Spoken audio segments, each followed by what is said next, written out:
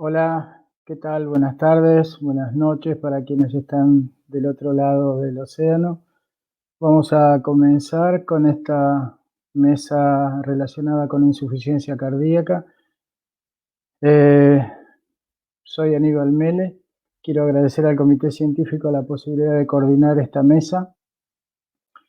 Eh, la insuficiencia cardíaca es indudablemente un problema de trascendente importancia para los cardiólogos y sobre todo para los cardiólogos nucleares. Eh, Estaba previsto la co-coordinación con la doctora Susana Lapresa. Debe haber algún inconveniente técnico, así que vamos a comenzar. Como les decía, la insuficiencia cardíaca es un tema trascendente y la inervación miocárdica en los pacientes con insuficiencia cardíaca es de vital importancia para la toma de decisiones clínicas, para el seguimiento. Y para eso contamos hoy con un amigo, alguien que no necesita presentación, pero lo voy a dejar con ustedes en el desarrollo de la conferencia, al doctor Santiago Aguadé Brooks, un amigo y un referente en este tema. Así que vamos a entrar en tema y luego de ello vamos a dar introducción a una mesa de también distinguidos panelistas a quienes vamos a presentar después de la conferencia de Santiago y generaremos un debate seguramente con preguntas trascendentes. Así que Santi, te dejo en el uso de la palabra y te agradezco por supuesto desde ya la participación en este congreso.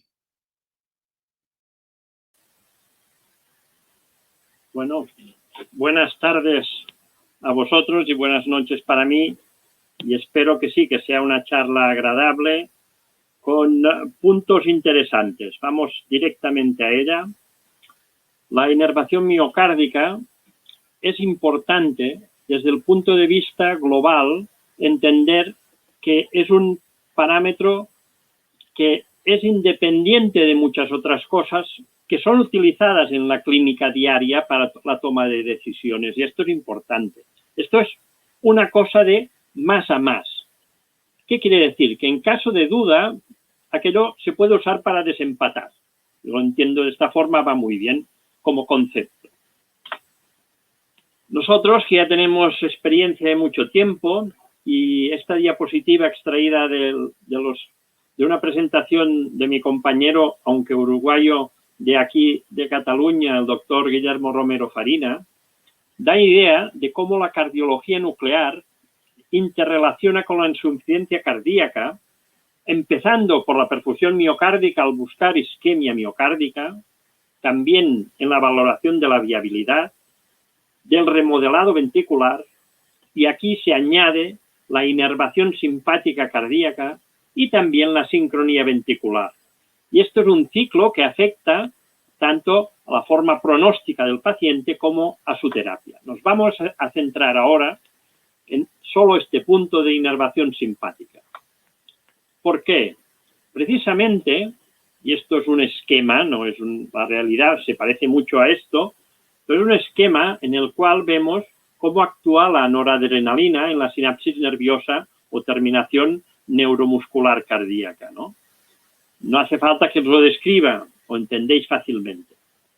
Hay una emisión, para decirlo así, de la noradrenalina al espacio sináptico, y los receptores alfa y beta 1 y beta 2, hacen su captación para tener la respuesta, y luego, básicamente, la unidad recapta esta noradrenalina para volver a incluirla en las vesículas y así, digamos, no tener que fabricarla de nuevo, ¿no? Este sistema es ahorrador, aunque no es 100% ahorrador, hay una pequeña pérdida, y podemos analizarlo con diversos niveles. Por ejemplo, con fluordopa, y estaría dentro de la línea de la generación de la noradrenalina o de la norepinefrina, o directamente con análogos de la norepinefrina como la metaiodometilguanidina y otras, y también desde el punto de vista de análisis de los receptores. De todos estos radiofármacos disponibles, solamente la metaiodo es accesible en gamma cámaras. Los demás son trazadores o radiofármacos que llevan incorporado un radionúclido PET. Así que nos centraremos también en la metaiodobencilguanidina. Este trabajo de revisión, básicamente, muy interesante porque aparte de volver a definir este esquema, nos compara directamente las imágenes de PET, de flujo, pero también de epinefrina, con las de SPECT, de perfusión, y de metaiodo. Son realmente parecidas. Los mecanismos de acción de cada uno de estos radiofármacos son casi superponibles, lo pone aquí. Pero en este trabajo también es muy interesante la definición de cómo hay mecanismos diferentes fisiopatológicos que afectan el grado de, digamos, recaptación, pero también el grado de qué nivel de receptores existen. Estos son los mecanismos que se afectan, algunos de ellos, durante la insuficiencia cardíaca. Así pues, al tener esta actividad de radiofármaco en las vesículas presinápticas de la terminación neuromuscular cardíaca, podemos ver estos depósitos, concentración picomolar, los podemos ver con imagen molecular. Y esta es la novedad de este tipo de técnicas. Esto no lo hace, con todos los respetos, ningún TAC ni ninguna resonancia. Lo hacemos en cardiología nuclear. ¿Cuál es el parámetro que usamos habitualmente? Pues usamos el índice corazón mediastino, un área cardíaca respecto a un área mediastínica en una zona que no debería haber ninguna captación. Este índice se hace en la imagen precoz y en la tardía, la que tiene más validez es la imagen tardía, evidentemente, nos da el promedio de cuentas del área cardíaca dividido por el promedio de cuentas del área mediastínica y da este índice. Normalmente mayor de 1, sería normal desde el punto de vista clínico cuando está por encima de 1.8, zona gris entre 1.6 y 1.8 y por debajo de 1.6 es patológico. Más patológico cuanto más bajo es.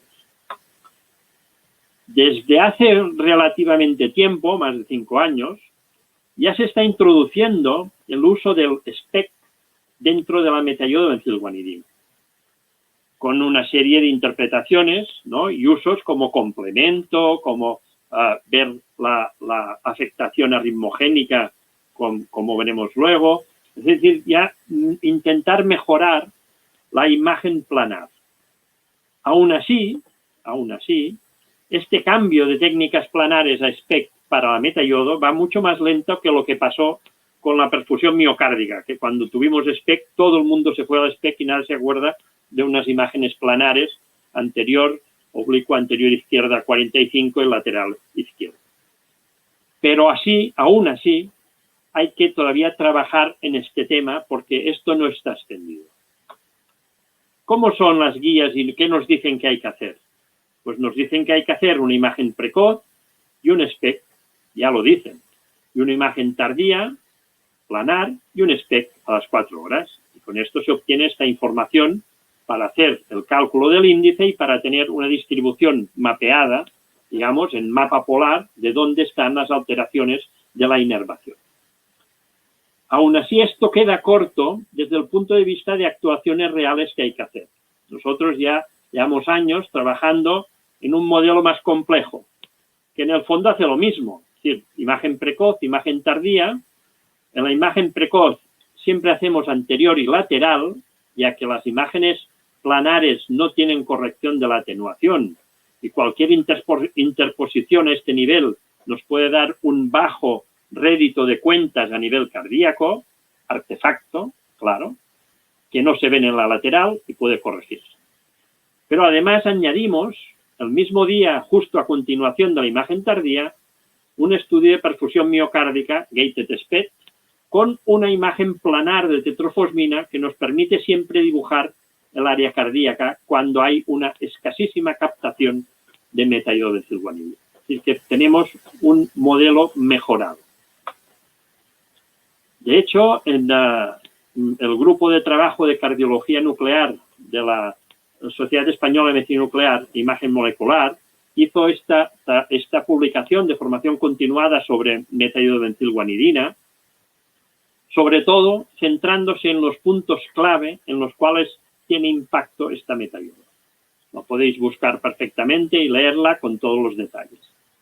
Ya cuenta con la realización de esta imagen planar con perfusión miocárdica y ahí dibujar y trasladarla a la imagen de metayodo. Y también nos da una tabla de dosis absorbida para tener una idea de la dosimetría que añade esta técnica, que viene a ser globalmente alrededor de unos 4 milisieverts. Tampoco es excesivo, teniendo en cuenta. El problema de la dosimetría es que el diodo 123 tiene un pico alto de 520 kef, que nos da mucho ruido de fondo, pero también aumenta esta dosis. Así pues, nuestro protocolo, tenemos imágenes anteriores, precoz, tardía y de tetrofosmina, e imágenes laterales, precoz, tardía y de tetrofosmina. Esto es lo que cambia en esta detección planar. En la detección SPECT también calculamos o hacemos un procesado simultáneo entre la metayodo tardía y el estudio de perfusión miocárdica de reposo.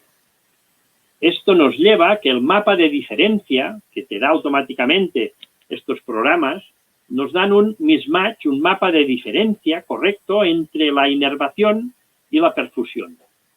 Esta diferencia es importante cuando nosotros analizamos el riesgo de arritmias cardíacas.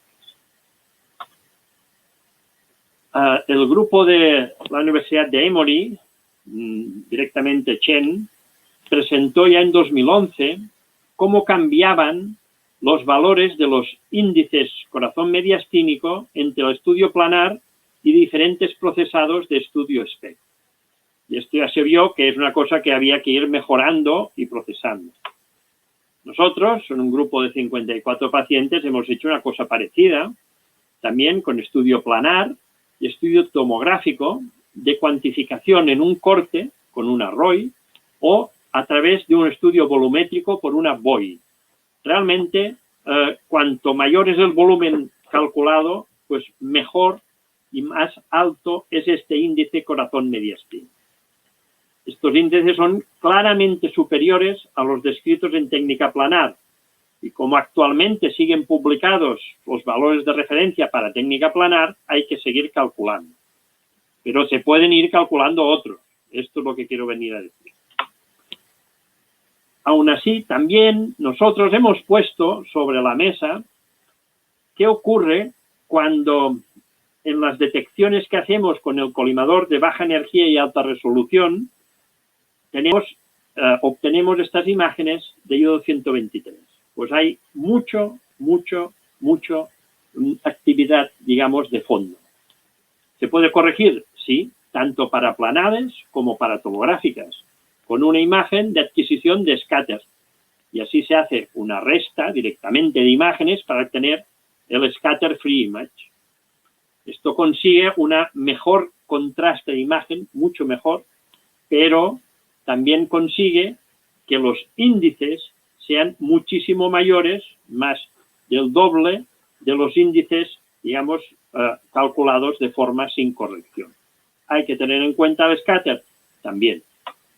Pero además, otro trabajo nuestro, vimos que si además de esta corrección de scatter incorporamos en los SPECT de los estudios de metaiodoanfilguanidina la corrección de atenuación, de la misma forma que lo hacemos en la perfusión miocárdica, vemos que hay una, digamos, remodelación de por dónde quedan las actividades de una forma mucho más manifiesta, pero mucho más manifiesta que en los estudios de perfusión miocárdica. Fíjense ustedes, estos mapas polares sin corrección, el de perfusión es bastante normal, este pequeño defecto inferior, con la corrección esto se corrige. Pero fíjense ustedes el cambio que existe sobre todo en la metaiodometilguanidina tardía.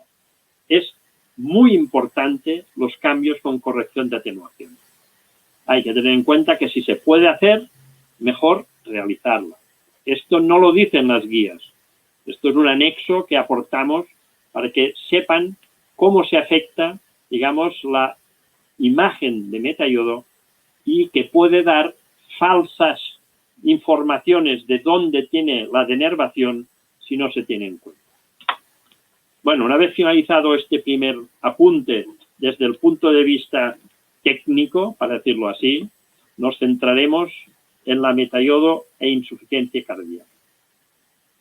¿En qué se basa? Pues básicamente existe que la captación y esta transportación, el ciclo de recaptación, normalmente se mantiene y esta pequeña pérdida que existe del espacio sináptico, pues es baja, el grado de lavado es bajo. Pero cuando existe una alteración de esta recaptación, por lo que sea, o porque hay patología también en los receptores y hay exceso de noradrenalina en el espacio sináptico y se sale del mismo, o porque los recaptadores no están trabajando correctamente, mecanismo directo de la insuficiencia cardíaca, esto sí que existe un aumento muy marcado de esta alteración, digamos, lavado, de la pérdida que se tiene de este radiofármaco a nivel de esta zona presináptica. ¿Y esto cómo se ve? Pues se ve relativamente fácil. En imagen directamente, interpretación visual. Capta mucho, índice alto. ¿Capta algo? Pues el índice sigue siendo bueno.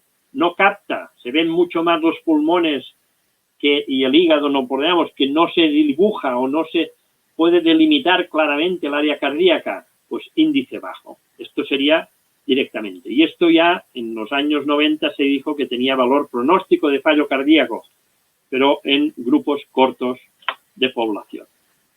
Este que ya fue inicialmente de mayor entidad, dado que ya eran 112 pacientes, dijo prácticamente lo mismo.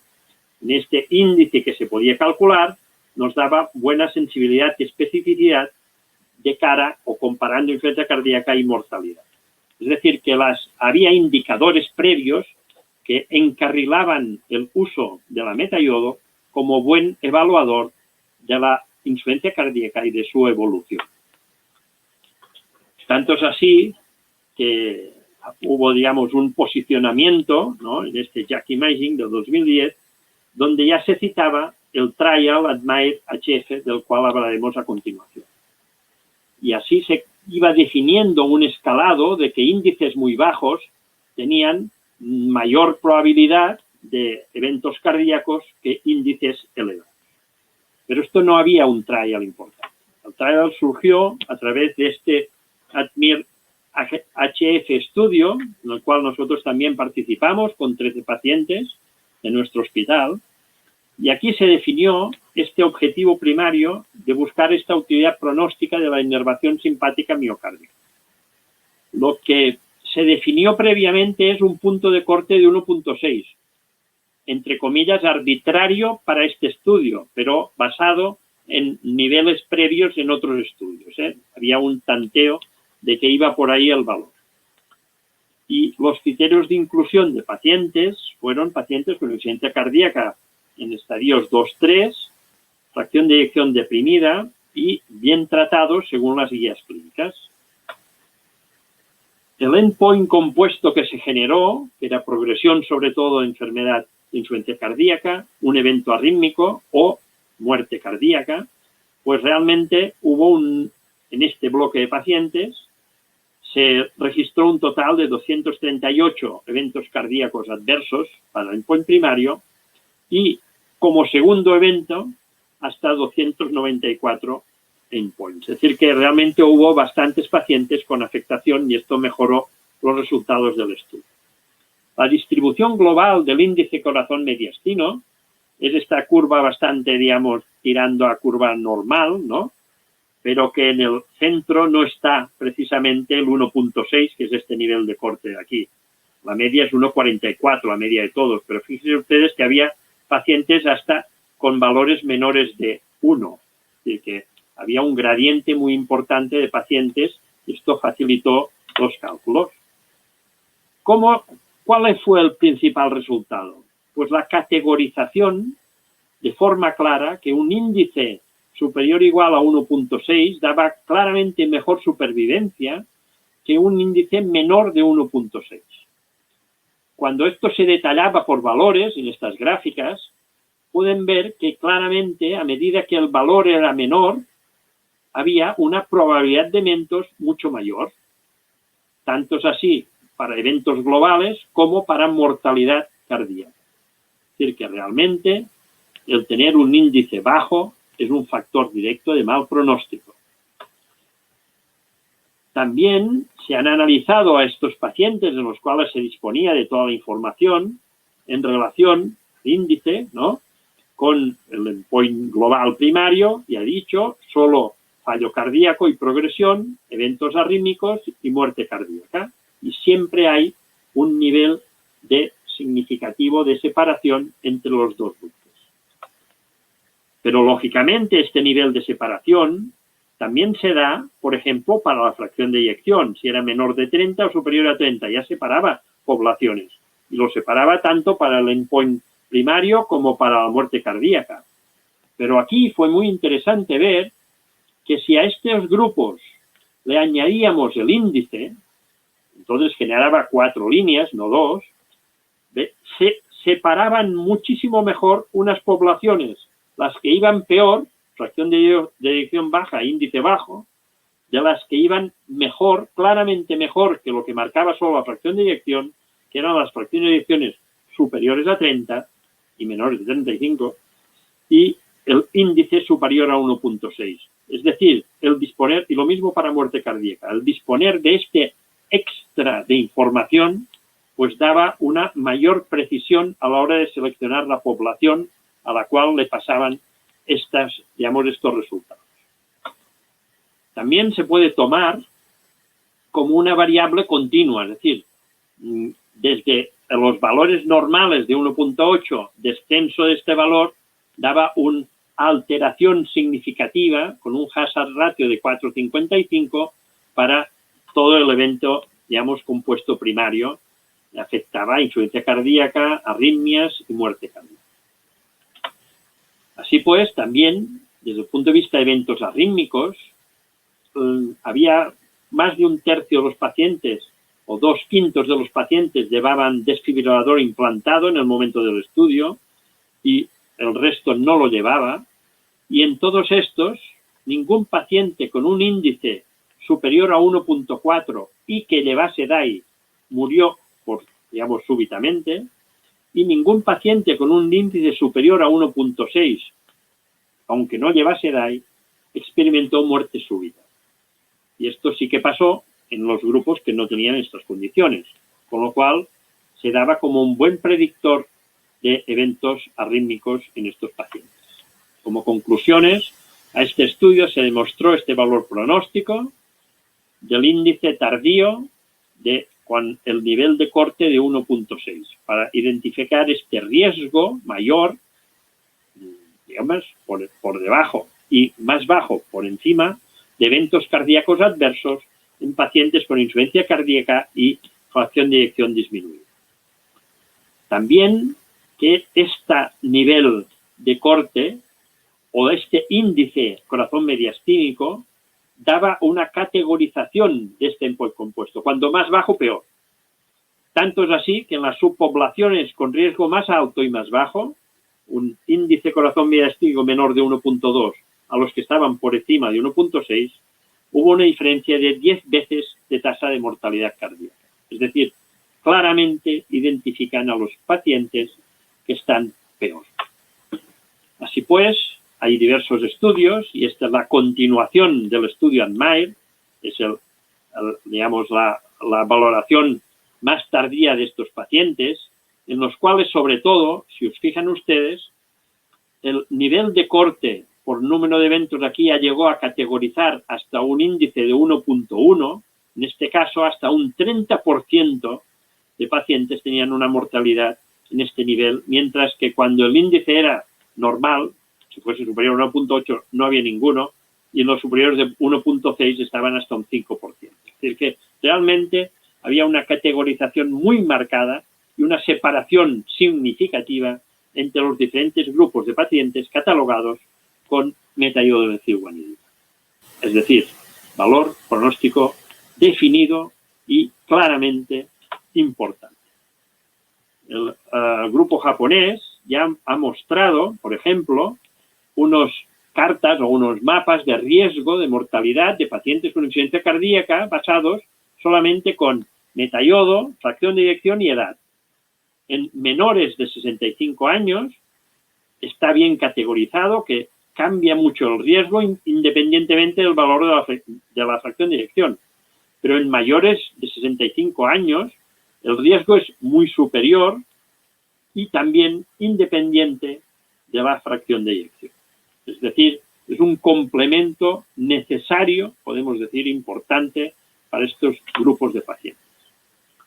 También existen trabajos de este grupo italiano en los cuales comparan la relación existente entre este índice, corazón mediastino, y no solo el índice, con los parámetros de la función diastólica de estos pacientes, no sistólica, que también la tienen en cuenta. Y aquí se van a buscar o se basan en ver el mismatch inervación-perfusión, que tiene esta gradación, cuanto más extenso es el mismatch y cuanta más diferencia hay entre la perfusión y inervación, peor, digamos, afectación diastólica, y también cuando el defecto, el Sumrester metayodo en vez del score, ¿no?, de defecto que existe en la metayodo, en el estudio tardío de metayodo es mayor, pues también más afectación tienen la función diastólica. Así que hay una relación directa entre estas afectaciones. Como un metaanálisis que también hicieron un grupo italiano, digo metaanálisis porque empezaron a analizar todo lo que había y se quedaron con 315 estudios, de los cuales al final solo pudieron cuantificar exactamente 16. Y la conclusión final de todo es que lo que se necesita es una mejor estandarización de los métodos semicuantitativos de análisis, porque todo el mundo utiliza un colimador u otro, una matriz u otra, unos tiempos que son más largos que otros, etc. Y esto dificulta el poder comparar realmente estos estudios. De hecho, este artículo reciente de este mismo año del EACB nos da los escenarios prácticos en los cuales tiene interés usar actualmente el estudio de metaiodometilguanidina, tanto planar como tomográfica.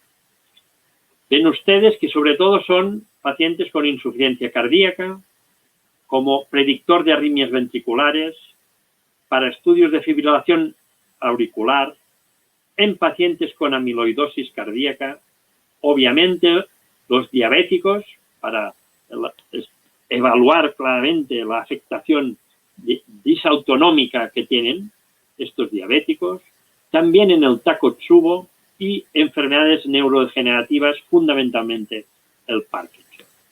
Obviamente, con diferente peso entre el estudio planar y el estudio SPEC en función de estas entidades. Por ejemplo, para el estudio neurodegenerativo del Parkinson, el planar es suficiente, ¿no? No haría falta hacer un SPEC, aunque nosotros también lo hacemos.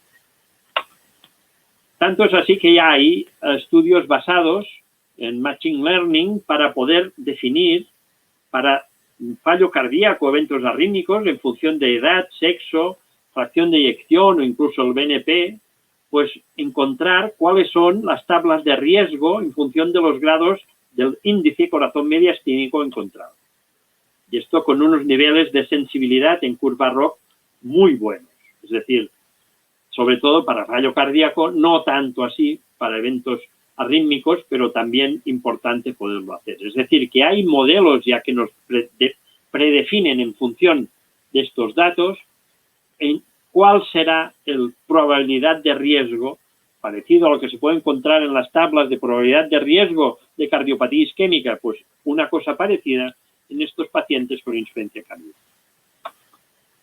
En la amiloidosis, que es de nueva introducción, pues vemos muy bien que en los pacientes en los cuales ya hay una miocardiopatía debida a esta amiloidosis, también existe una alteración del simpático en los mismos pacientes. Este estudio también italiano nos compara las captaciones que podemos ver de un estudio tomográfico con derivados fosfonados, metayodo y perfusión miocárdica en los 3 ejes con los mapas polares pertinentes. Y existe una correlación entre la disminución del índice corazón mediastínico en relación al grado de aumento de captación existente a nivel del miocardio de los derivados fosfonados. Es decir, que cuanto mayor es la afectación miocárdica debido a la transtierretina, pues más alteración de la inervación existe en estos pacientes. Nosotros también hicimos un estudio que lo presentamos en un congreso en España, donde correlacionábamos la alteración del sincronismo ventricular izquierdo en función también del índice corazón mediastínico. Y a medida que este índice se iba deteriorando, había una mayor asincronía ventricular en estos pacientes. Y esto daba idea de que también esta afectación simpática genera un trastorno de esta, digamos, conducción eléctrica o esta transmisión que hace que se afecte la contractilidad en el miocardio. Así pues, como resumen, nos centramos en la misma esquema de cardiología nuclear e insuficiencia cardíaca del principio que les he enseñado, pero vemos que lo que aporta la inervación simpática tendrá que ver no solo con el pronóstico y el tratamiento del paciente en insuficiencia cardíaca, sino que también tiene que ver con la sincronía ventricular y probablemente también con el remodelado ventricular que nos permita, digamos, que estas dilataciones extraordinarias las tengamos más controladas. Así pues, como resumen final, el índice corazón mediastínico de metayodo tardío es un indicador pronóstico independiente. Se correlaciona bien con la clase funcional de la insuficiencia cardíaca.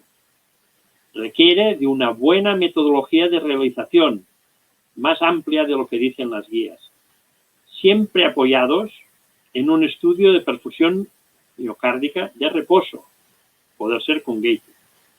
Y debe realizarse una correcta valoración de las imágenes planares, anterior y lateral, y SPECT, metayodo y perfusión miocárdica, con las correcciones pertinentes. Muchas gracias por su atención y les dejo esta diapositiva final del curso clásico que hacemos nosotros en nuestro hospital.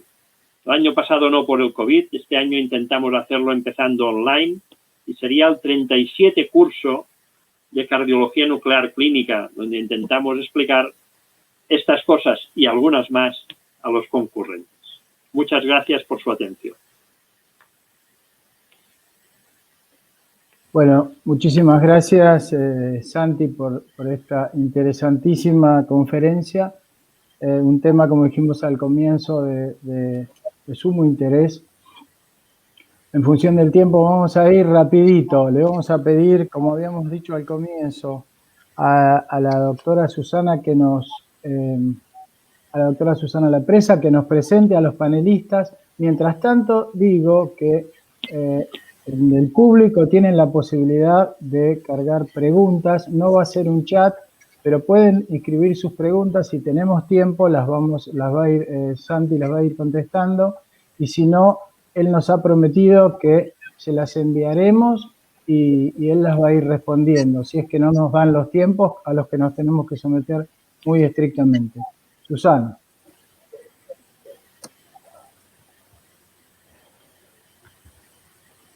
Susana no tiene sonido, me parece.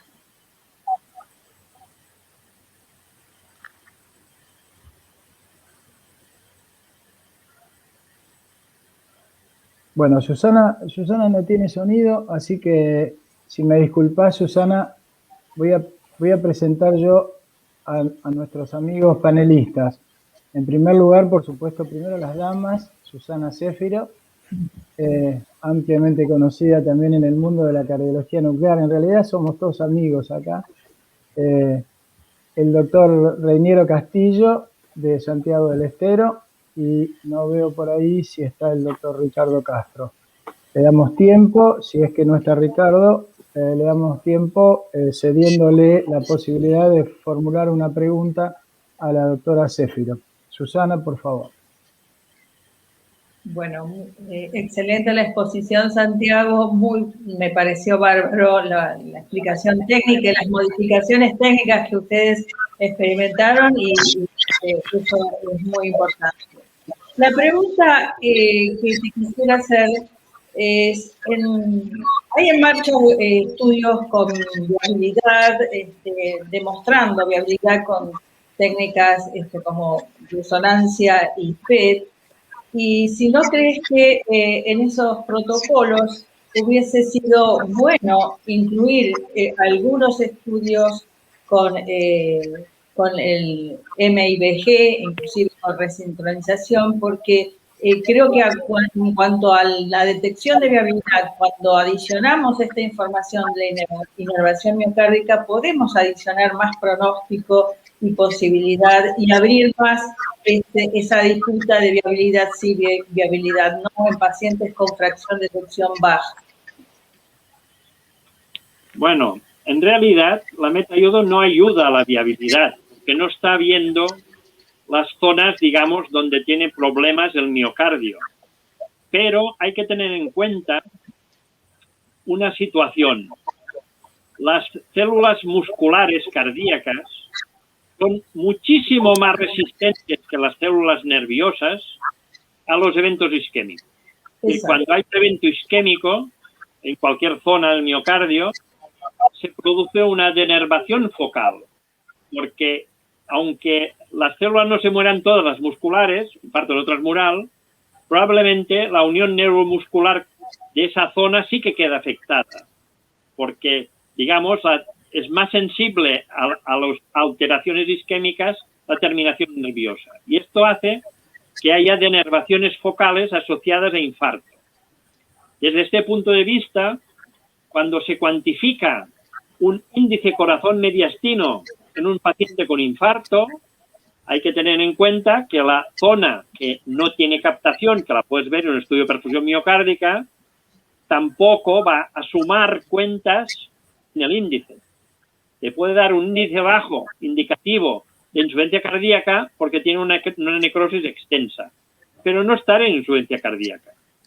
Entonces, desde el punto de vista práctico, se debería ponderar el índice en función del grado de necrosis visible en las imágenes de perfusión miocárdica. Necrosis del 20%, tenemos que hay un descenso del 20% del índice y ya tenemos que descontar, para decirlo así, debido a esto. Esto no lo dicen las guías ni lo dice nadie más, pero es la práctica en la que nos hemos encontrado. Pero ayudar a la viabilidad directamente no. Diferente, no, al pronóstico. A la sincronización, ¿eh? Eso es otra cosa. Al pronóstico, estoy hablando de cuando hallamos viabilidad, si le adicionamos la información del mismatch de inervación-perfusión, sí podríamos tener un poco más de discriminación del pronóstico del paciente. Sí, en este punto sí. Para apoyar la revascularización. No solo el mismatch, sino haciendo esta corrección del índice en función del defecto que tenga del infarto, una vez puesto sobre la mesa ese valor, sí que tiene directamente valor pronóstico. Es decir, un señor de cara a revascularización con un índice de corazón mediástico de 1 tiene un peor pronóstico de que mejore después que uno con un índice 1.6. Clarísimo. Bien, gracias, Santi. Le vamos a permitir al doctor Ricardo Castro, amigo cordobés, que formule su pregunta. Bueno, buenas tardes. No sé si me escuchan. Sí, está perfecto. Perfecto. Bueno, es algo un poquito oscuro, no sé por qué, pero yo creo que aquí en Córdoba nos hemos puesto así ahora. No es la luz, sos vos, negro. Es la luz, sí. Doctor, muchas gracias por la excelente conferencia y tan clara que nos ha ofrecido.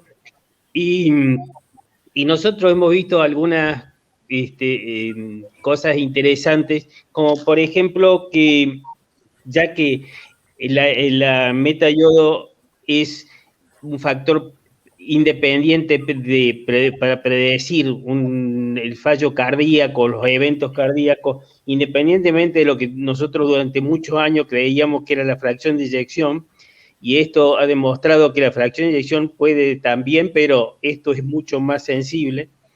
Y hemos notado también que en algunos pacientes que están en esa zona gris de entre 1.6 y 1.4, algunos pacientes cuando se le hace el estudio de perfusión con estrés farmacológico no tienen una respuesta de aumento de la frecuencia cardíaca. No sé si ustedes lo han visto a eso. Sí, esto se da. De hecho, en pacientes, digamos, estudiados solamente con técnicas de taquicardización, se da que en los pacientes con una falta de taquicardización a estímulos, los que sea, se asocian a una baja captación del índice al corazón mediastino. De hecho, para explicarte muy concretamente esto que acabas de decir, nosotros hicimos una serie de pacientes operados todos ellos de 25 años alrededor, de 25 y 30 años, todos ellos operados de transposición de grandes vasos con switch arterial, y les han cortado su inervación en el momento de hacer el recambio de posición del corazón, y a esa edad los hemos estudiado y prácticamente todos menos uno, tenían valores menores de 1.6 a los 30 años, que deberían ser, su normal era superior a 2 para esa población, porque tuvieron una denervación que ha habido una lenta reinervación, pero no se mantienen. Los que estaban más afectados tenían alterados los test funcionales de taquicardización. Incluso la pregunta, pero tú te pones nerviosa en un examen, y sí, pero ¿no te das taquicardia? No. Un efecto clásico, ¿no? Esto mismo, sí, hay una relación directa. Gracias. Fernando. Bueno, muy buenas tardes. Gracias, Aníbal. Excelente la presentación, doctor Ruiz. En función del tiempo, usted puso recién los escenarios clínicos de la abrumadora, ya no hay duda, la abrumadora evidencia científica del IMVG en los distintos escenarios clínicos. Yo le preguntaría sobre una patología muy común que tenemos en nuestra Argentina, que es el Chagas.